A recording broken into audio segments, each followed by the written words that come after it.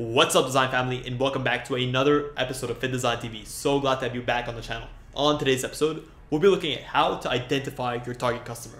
Ultimately, identifying target customers is going to allow you to develop an effective marketing strategy for your brand.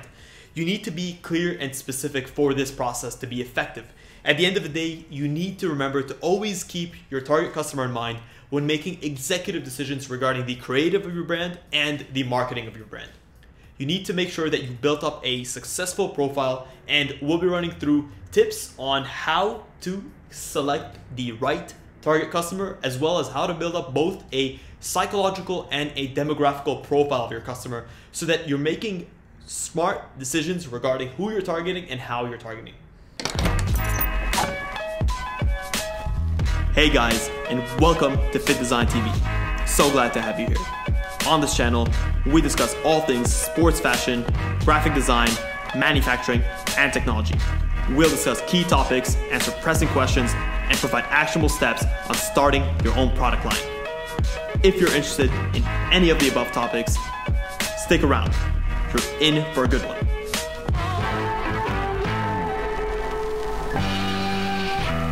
When it comes to selecting the right target customer, number one is you'll need to familiarize yourself with said customers. Pick a target group of people that you're already familiar with or are potentially passionate about working with.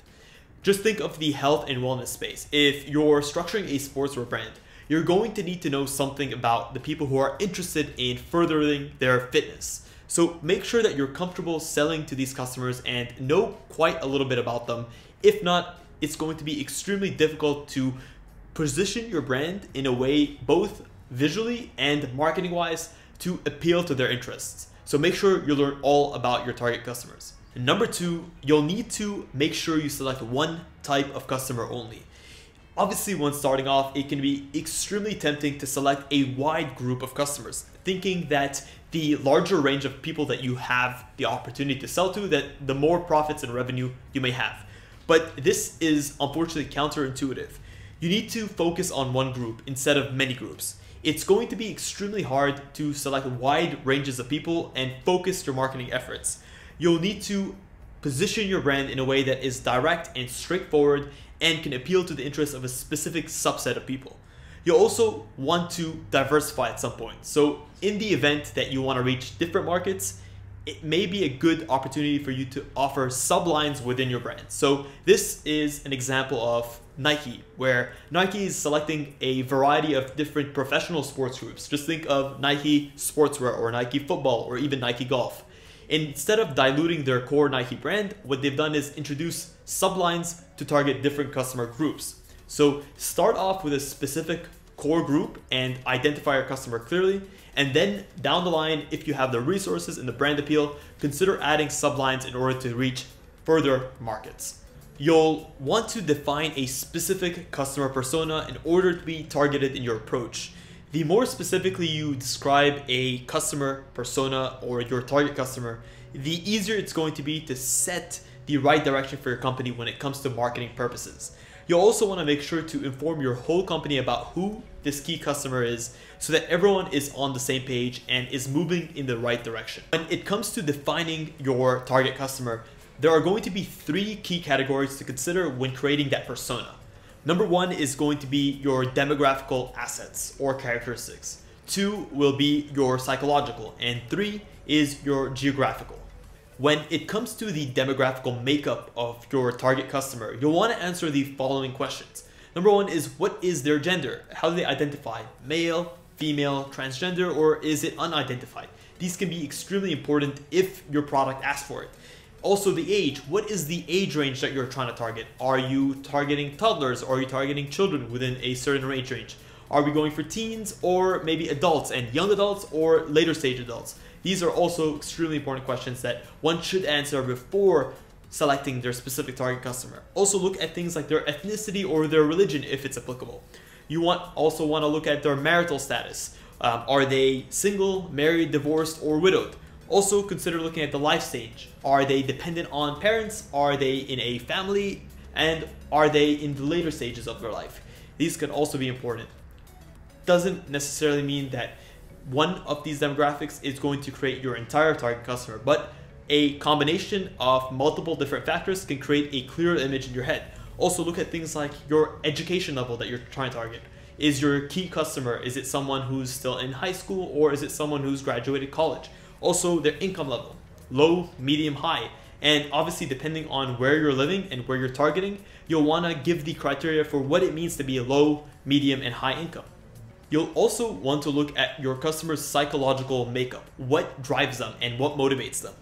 How do they live their life? Are they more of the hippie type or the nomad type? These can provide you with essential information that can help you get deeper into the minds of your customers.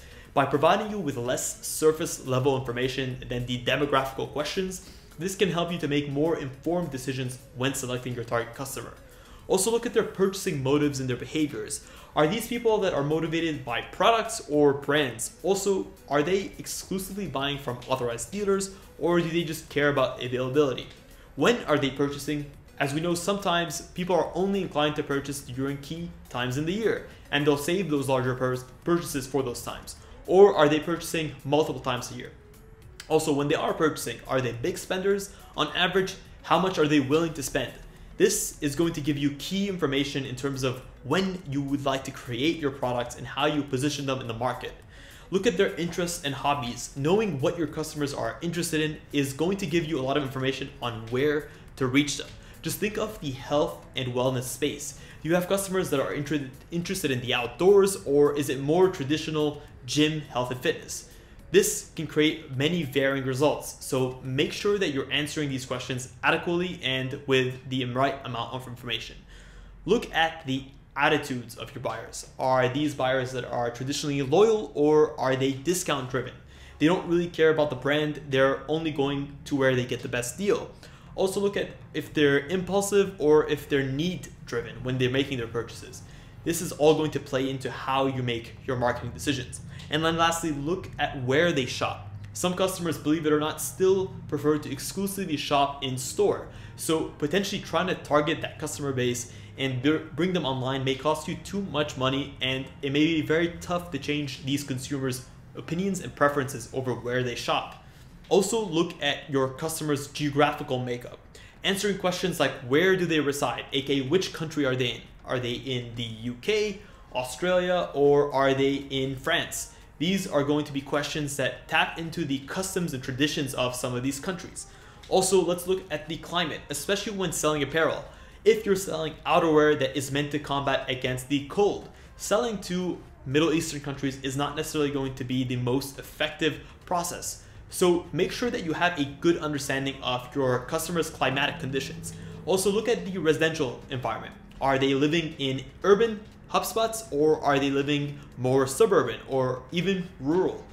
Trying to target suburban households and positioning your store in the middle of a large city may not be the wisest decision. So this plays into your shop location. Where are you and how close are you located to your main customers? You'll want to make sure that you're ultimately convenient to the right types of customers. There's, again, no point in creating a flagship urban store in the middle of downtown New York if you're trying to target people that are more inclined suburbanly. So do pay that close attention, as this can be a big hit or miss when it comes to setting up your retail.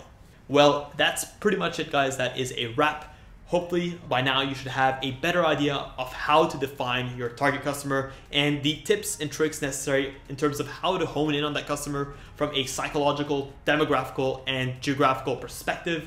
If you guys want to see more content like this, please consider subscribing if you haven't done so already. We put out great videos on a week-to-week basis, and consider smashing a thumbs up. It really does help us out and lets more people see these videos. Guys, thank you so much once again for tuning into this episode of Fittdesign TV. Until next time, stay awesome.